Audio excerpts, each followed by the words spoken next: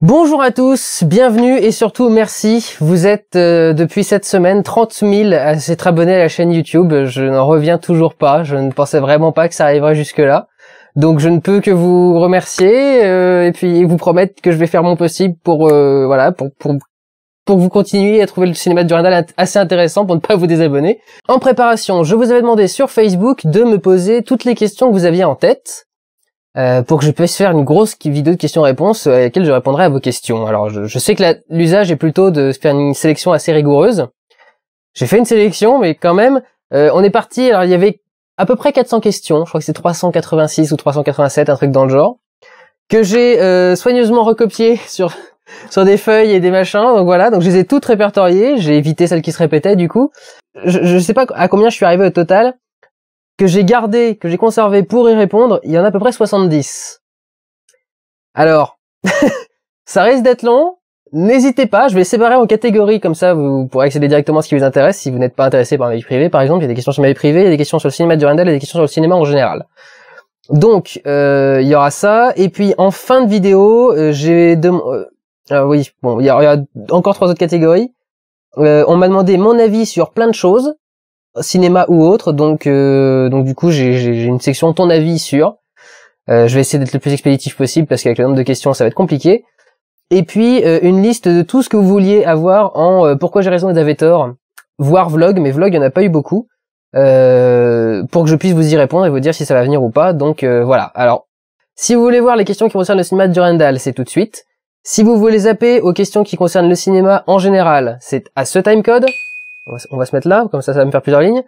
Si vous voulez voir les questions qui concernent ma vie privée, du coup, ou plutôt, enfin, c'est pas extrêmement privé, mais enfin plus privé que ça, ce sera ici le timecode. Si vous voulez voir mon avis sur plein de choses, c'est ici le timecode. Si vous voulez voir les pourquoi j'ai raison et j'avais tort, ce sera ce timecode et les vlogs sont en même temps. Voilà, donc maintenant voilà, j'ai ma feuille, j'ai du stabilo partout pour les questions qui m'intéressent et les autres, enfin les questions qui m'intéressent. Je peux pas répondre à tout, bien évidemment, je peux pas répondre à 70 questions, ça va faire un truc monstrueux. Je vais essayer d'en répondre au maximum, j'en ai sélectionné quelques-unes, et puis on verra bien s'il reste du temps, mais je ne pense pas qu'il en restera. Sur ce, encore merci, et allons-y. Pourquoi faire le cinéma de Durandal ?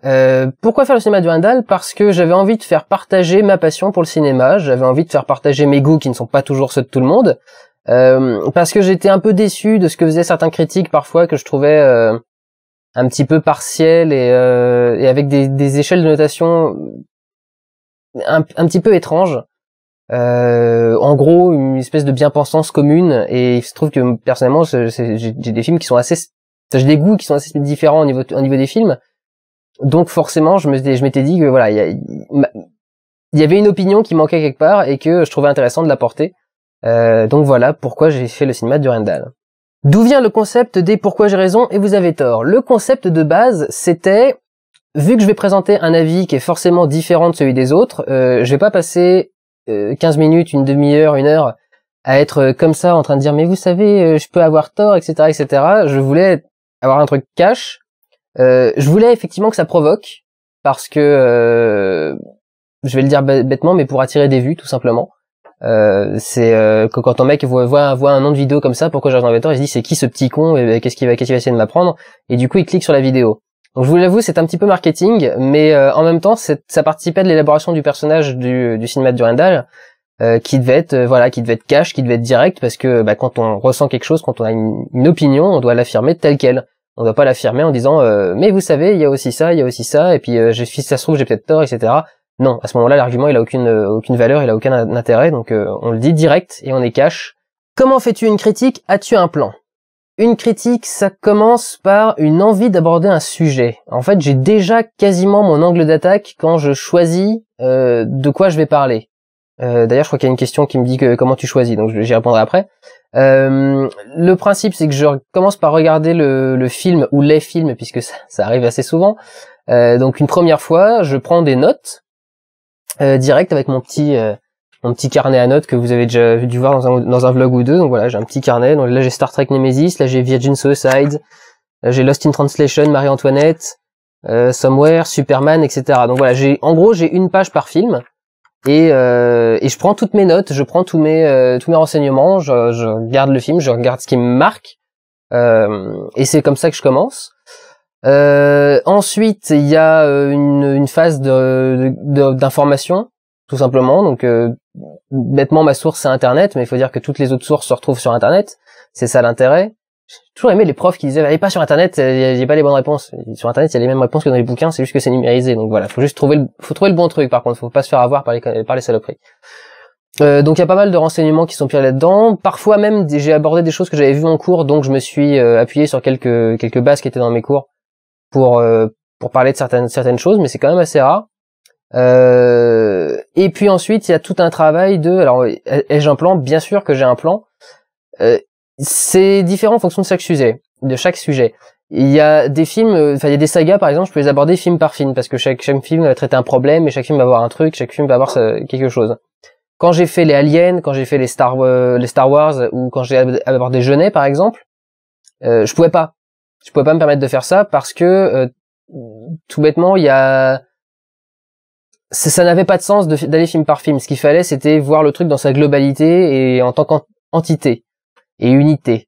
Donc il y a différentes organisations, il y a des plans thématiques et puis il y a des plans chronologiques, tout bêtement. C'est une dissertation toute bête, hein. C'est finalement j'ai une partie 1, une partie 2. Le truc c'est que vous ne le voyez pas parce que je le fais pas en vidéo. Mais cela dit, j'ai quelques phrases de transition par moment où je dis maintenant qu'on a abordé ça, voyons ça, etc. qui seraient des phrases de transition dans une dissertation, tout bêtement. J'étais pas le plus doué en dissertation, mais il se trouve qu'apparemment en vidéo ça marche bien, donc voilà, tant mieux. Et en gros, voilà, c'est comme ça que je procède. Élaborer un plan et ensuite écrire. Parfois, je prends pas la peine de noter le plan à l'écrit parce qu'il me reste en tête et qu'il est assez simple. Quand c'est plus compliqué, des fois, je crois que je l'avais noté d'ailleurs pour Star Wars. Je note un peu plus mon développement et puis je mets donc catégorie 1, petit A, petit B, dans le petit 1, qualité d'information, etc. Et voilà comment ça se passe. Ensuite, combien de temps prend le montage? C'est extrêmement variable, mais étant donné que je fais énormément de montage, depuis 10-12 ans, je crois, je dois quand même en faire une trentaine ou une quarantaine d'heures par mois de montage. Donc forcément, j'ai des automatismes, forcément, j'ai des facilités, forcément, j'ai des choses qui vont plus vite qu'à d'autres moments. La première fois que j'ai fait du montage, je montais d'ailleurs à l'ancienne quasiment. J'avais un petit programme qui s'appelait Virtual Dub qui sert pas du tout à ça à la base, qui sert plutôt à la conversion et appliquer des effets. Et en fait, je devais ouvrir une séquence de film, prendre un début, prendre une fin, rajouter un film complet debout, reprendre le début, reprendre la fin, etc. et couper. Donc je faisais quasiment du montage de bande pellicule. Donc ça m'a appris à bosser assez vite, à réfléchir à mon montage bien avant de le faire. Et du coup, c'est vrai que mais même quand je réalise, je conçois vachement mes montages en même temps que je tourne. Ce qui est très compliqué, ce qui est très mauvais quand on est réalisateur, faut absolument pas faire ça comme ça. Faut en tourner le maximum.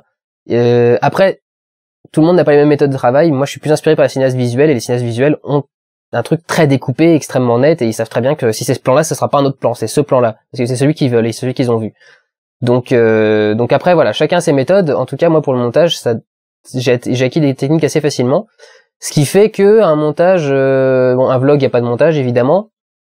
Un montage de Pourquoi j'ai raison Avatar, ça me prend 2 jours. 2 ou 3 jours, généralement. Donc d'ailleurs c'est en gros à ce moment-là que je commence à vous les annoncer quand je suis en retard.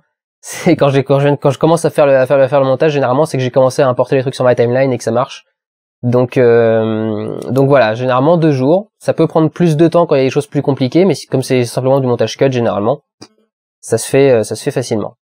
Comment choisis-tu tes sujets? Alors j'essaye globalement de coller à l'actualité. C'est assez rare que je fasse pas une sortie en lien avec ce qui sort en salle à ce moment-là. Je repense au Star Trek. Enfin, en gros, toutes ces années, j'ai passé cette année à sortir des rétrospectives avant que les films arrivent au cinéma. D'ailleurs, ça a été plus compliqué à gérer des fois. La Star Trek a dû être divisée et avec un mois d'écart entre le début et la fin parce que il y avait au milieu Sofia Coppola et Superman. Donc globalement, c'est ça le choix des sujets. Après, j'essaye de faire un peu de thématique.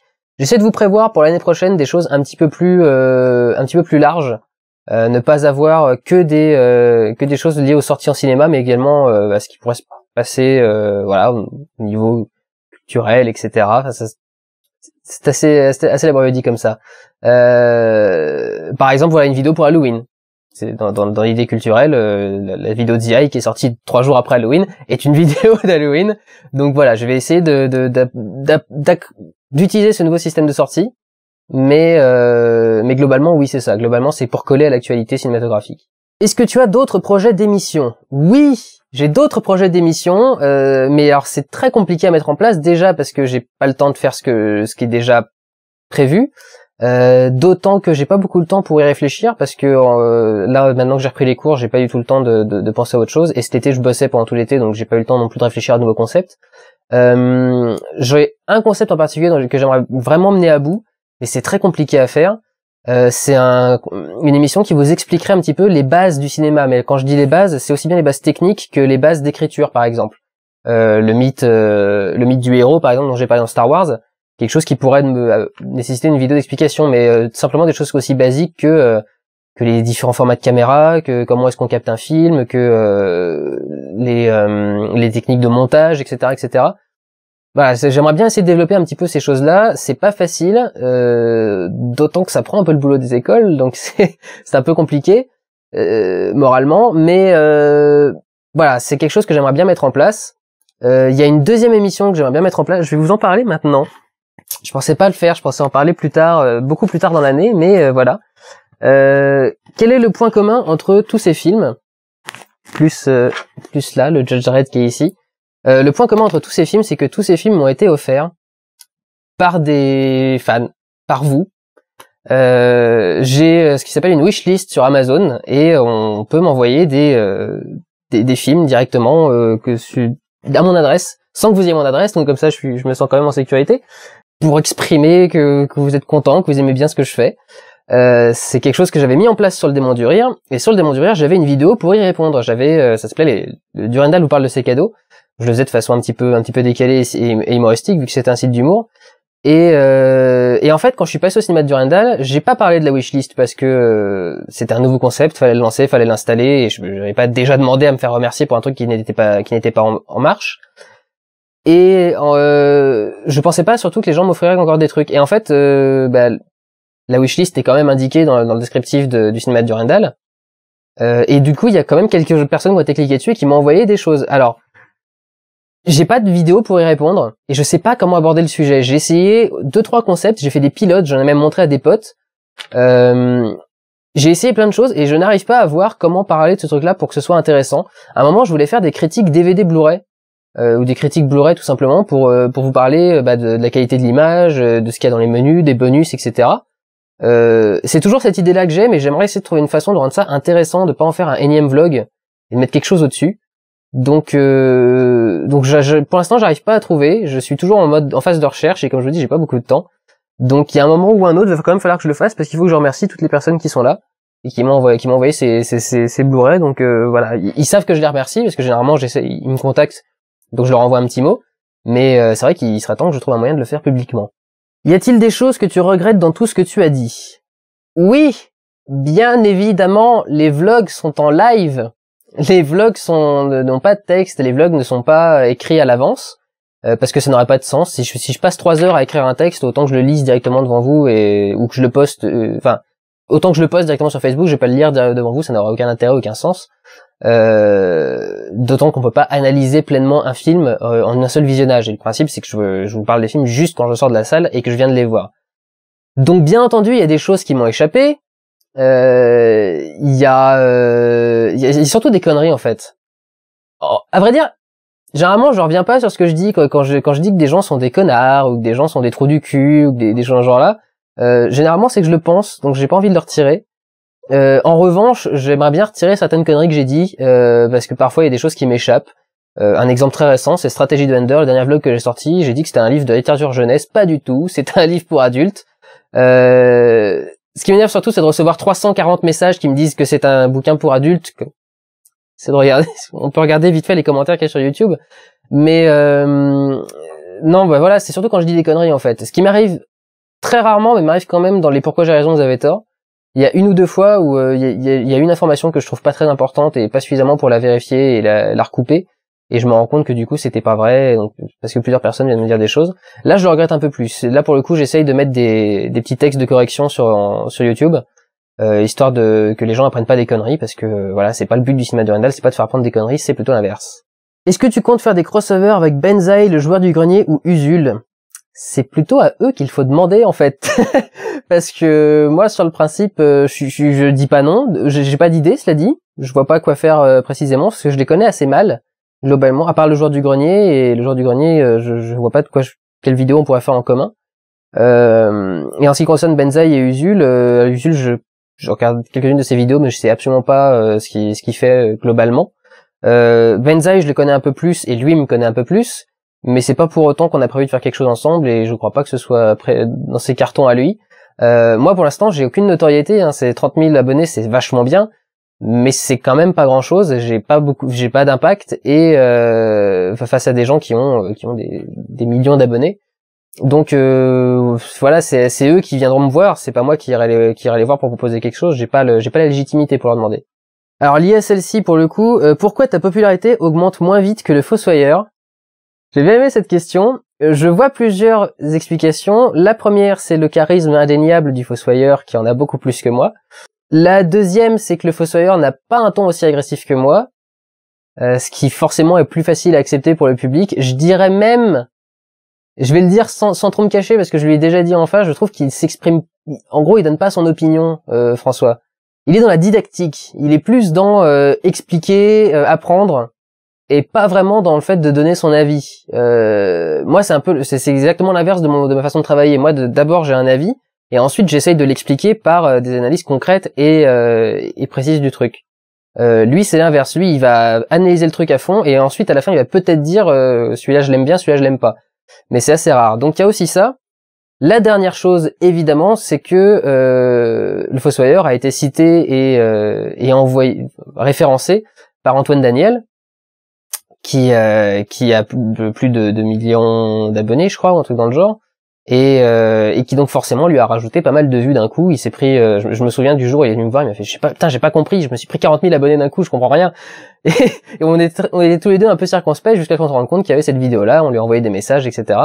Et c'est là qu'on s'en est rendu compte. Donc voilà, il y a beaucoup d'éléments. À mon avis, ce sont les 3 critères principaux. Est-ce qu'une réaction t'a déjà marqué au point d'arrêter? Alors, vous savez que c'est pas facile tous les jours. Je m'en prends souvent des vertes et des pas mûres. En fait, c'est jamais un commentaire qui me donne envie d'arrêter, c'est plutôt une accumulation. C'est-à-dire que déjà, contrairement à ce qu'on croit, je réponds pas systématiquement aux trolls. J'avais l'habitude, maintenant je ne peux plus, vous êtes trop nombreux. J'avais l'habitude de regarder tous les commentaires, mais vraiment tous. Donc on enchaîne 200 commentaires, 240 commentaires par jour, et quand il y en a une dizaine ou une douzaine d'affilés qui sont simplement en train de dire que t'es un connard et que t'es une sale pédale ou des choses de ce genre-là, le premier on se dit on s'en fout, le deuxième on s'en fout, le troisième ça commence à tiquer un peu. Vous savez, c'est comme le mec qui vient à côté qui fait au bout d'un moment tu lui files une claque dans la gueule parce que t'en peux plus. Et donc c'est un peu ça ce qui se passe. Et quand il y arrive des moments où je me mets à gueuler contre quelqu'un et qu'on vient prendre la défense du mec juste parce que ça fait défenseur des opprimés, sans réfléchir à est-ce que le mec avait à la base raison de m'envoyer ce qu'il m'a envoyé dans la gueule. Là, effectivement, il y a d'autres moments où je me suis dit putain, mais si c'est pour en arriver à ça, à quoi ça sert? Franchement, à quoi ça sert? Donc des fois c'est compliqué, mais bon, on fait avec, on essaye de faire passer les choses. Songes-tu à déménager chez Dailymotion? Non, certainement pas. Contrairement à ce qu'on peut croire, Dailymotion n'est pas plus ouvert que YouTube, et Dailymotion a les mêmes règles que YouTube sur les choses à contenu licencié. Je dirais même qu'ils sont pires. J'ai essayé de mettre une review il y a pas longtemps sur Dailymotion pour voir ce que ça faisait. J'ai même pas eu le droit de la mettre en ligne.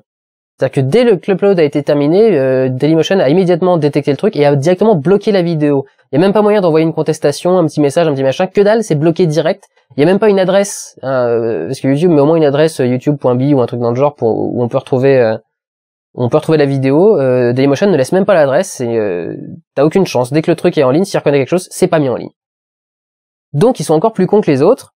Par contre, on songe beaucoup, moi et plusieurs youtubeurs, parce que YouTube commence vraiment à devenir un truc assez dégueulasse et assez indigeste, à partir sur Blip, comme l'ont fait les gars de That Guy With The Glasses aux États-Unis. Et alors ensuite, j'avais quelques questions qui étaient en rapport avec des thèmes que j'avais abordés dans les cinémas de Durandal. On m'a demandé, est-ce que Amour est meilleur que Prometheus? Comparer un compas et un Tampax. Ça n'est pas le même truc, ça n'a pas le même but, c'est pas le même style, ça n'a aucun sens d'essayer de comparer les deux. Enfin, vraiment, ça n'a aucun sens. En fait, j'ai pris la question pour ne pas y répondre, c'est quelque chose de fun. Mais non, enfin, ça n'a aucun intérêt. Ça n'a pas de sens de se poser cette question-là. Ce n'est pas comparable. De toute façon, c'est pas le même projet, c'est pas le même sujet. Donc voilà. Si vraiment, absolument, vous voulez une réponse, Prometheus, enfin, je veux dire, au moins, ça a l'intérêt d'être divertissant, contrairement à Amour, ou voilà.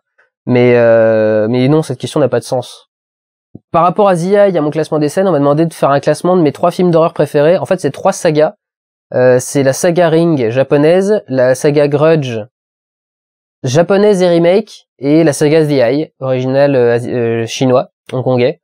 Voilà, c'est ça mes 3 préférés, mon panthéon. Une question débat, la course à la 3D ne se fait-elle pas au détriment de la créativité? Oui, absolument. Je suis tout à fait d'accord avec vous à ce niveau-là. Ça n'empêche pas qu'à la base, c'est une technique qui peut être extrêmement intéressante et peut apporter beaucoup de choses. C'est pas parce qu'on l'emploie mal que c'est forcément mauvais. C'est pas la technique en elle-même qui est mauvaise, c'est la façon qu'on a de l'utiliser. Mais en soi, c'est pas une mauvaise technique. Et cette question qui a pour but de me faire dire du mal de la 3D ne me fera pas dire de mal de la 3D. C'est pas parce qu'il y a des gens qui en font n'importe quoi avec que c'est forcément mauvais. Alors ça, c'est une question qui revient souvent. Je l'ai mise là, mais bon, peu importe. Est-ce qu'il y a des films d'avant 1980 qui t'ont marqué? Oui, bien entendu, il y a des films d'avant les années 80 qui m'ont marqué. Si vous voulez absolument qu'on remonte très très loin, on peut aller chercher Metropolis, qui est sans doute le plus vieux film de ma collection, qui date de 1926. Mais oui, bien sûr. Enfin, évidemment, il y a déjà il y avait beaucoup de choses dans le cinéma américain qui étaient intéressantes. En science-fiction, les premiers jalons ont été posés avant les années 80. On a La planète des singes, par exemple, c'est toute une saga qui date des années, qui a débuté en 68 ou 69, un truc dans le genre. 67, j'étais pas loin pour une fois. Ouais, donc voilà, il y a ces choses-là, puis il y a du cinéma de divertissement, il y a des chefs-d'œuvre évidemment. Enfin, il y a le travail qu'avait fait Polanski, il y a le travail de Hitchcock, oui, évidemment qu'il y a des films avant les années 80 qui m'ont marqué. J'ai juste pas l'occasion de vous en parler, mais si j'ai l'occasion de le faire, je le fais. Dans Star Wars, j'ai parlé de M le maudit. Bien entendu qu'il y a des films avant les années 80 qui m'ont marqué. Après, je vous avoue que c'est pas vers ce cinéma que je m'oriente le plus à la base. C'est parce que j'ai peut-être un peu plus de mal à rentrer dedans, mais c'était plus vrai avant. Maintenant que j'ai fait l'école de cinéma, j'ai pas de difficulté à rentrer dans un vieux film. Vieux film entre guillemets, j'arrive à voir de quoi ça parle. J'arrive à voir ce qu'il y a derrière la mise en scène et du coup à regarder l'intérêt du truc encore en vie. À savoir aussi que le cinéma n'a pas toujours été fait tel qu'on le fait maintenant et qu'il y a forcément des obligations de l'époque qui font que c'est un peu que ça ralentit un peu. Donc voilà, oui, bien sûr, je peux le faire avant, mais j'ai juste pas eu l'occasion d'en parler, quoi. D'ailleurs, au passage, ça commence à me saouler ce débat vieux film, machin. Oui, il y a des films qui sont vieux. Je veux dire, avant les années 80, justement, je commence à dire que c'est des vieux films. Bon, clairement, je le dis plutôt quand c'est des films en noir et blanc. On va dire que, en gros, début des années 70, pour moi, ça commence à être des vieux films. Je veux dire, si c'était des gens au-dessus de 40 ans, on devient vieux. Je sais que ça fait pas plaisir à entendre pour les quarantenaires, mais au-dessus de 40 ans, on devient vieux. Donc voilà, les vieux films, c'est comme les vieilles personnes. C'est pas que quand ça commence à plus les blesser, c'est juste quand ça dépasse un certain nombre d'années. Ah! Est-ce que les gens de ton école connaissent le cinéma de Durandal? Alors, ça fait qu'1 an que je fais le cinéma de Durandal. À la fin de l'année dernière, un de mes profs m'a dit qu'il avait vu mes vidéos sur internet, sur YouTube, parce que son cousin regardait mes vidéos, qu'il les a partagées sur Facebook, et à un moment il regardait la vidéo, mais je le connais celui-là, je l'ai en cours. C'était le prof de pratique, un des 2 profs de pratique, parce qu'on en avait 2, qui nous donnait une note professionnelle. Et lui, il les avait vus, lui aime bien ce que je fais, il aime bien le ton justement que j'aborde dans le cinéma de Durandal, côté un petit peu cash, un peu direct comme ça, un peu cassant. Globalement, on a plutôt les mêmes goûts en plus, donc voilà, il est plutôt content. Donc voilà, maintenant on se retrouve, on en parle dans les couloirs, c'est très rigolo. Et du coup, comme ça fait 1 an que le cinéma de Durandal est créé, il s'est passé quelque chose, c'est que cette année, il y a pas mal de gens qui sont arrivés soit en premier cycle, soit en prépa à l'ESSEC, parce que je faisais l'ESSEC, parce qu'ils en ont entendu parler dans mes vidéos, pas pour m'imiter, hein, parce qu'ils en ont entendu parler dans mes vidéos, et que manifestement j'ai dû donner envie, j'ai dû dire que l'école était bien. Donc du coup ils ont voulu aller à l'ESSEC, voilà, parce qu'ils en avaient entendu parler par mon biais et qu'ils trouvaient ça sympa. Donc du coup c'est ça qui est assez rigolo, c'est que maintenant je peux me faire arrêter dans les couloirs par des élèves qui sont impressionnés. Oh, est-ce que t'es du handball, machin. Ça m'est déjà arrivé 2-3 fois depuis la rentrée là, donc plutôt sympathique. Et puis alors c'est partiellement lié au cinéma de Durandal parce que je l'avais mis dessus, mais ça va me permettre de faire une transition. Est-ce qu'on pourra voir mon film de fin d'année? On a pu voir mon film de fin d'année. Il y en a 12 000 d'entre vous qui ont vu mon film de fin d'année.